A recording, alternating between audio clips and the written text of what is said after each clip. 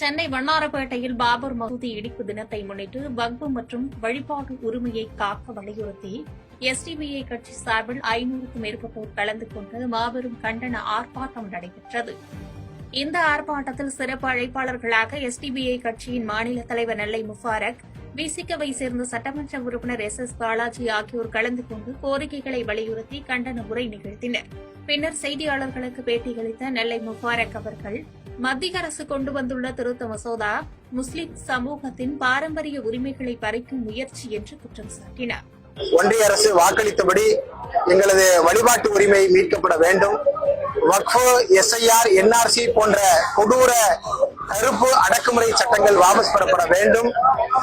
அன்றைக்கு பாபரி பள்ளிவாசல் எவ்வாறு உலகமே பார்த்து கொண்டிருக்க பட்டப்பகலிலே இடிக்கப்பட்டதோ அந்த அநீதி இனி நாட்டில் வேறு யாருக்கும் எந்த மத வழிபாட்டு தலங்களுக்கும் நடத்தப்படக்கூடாது.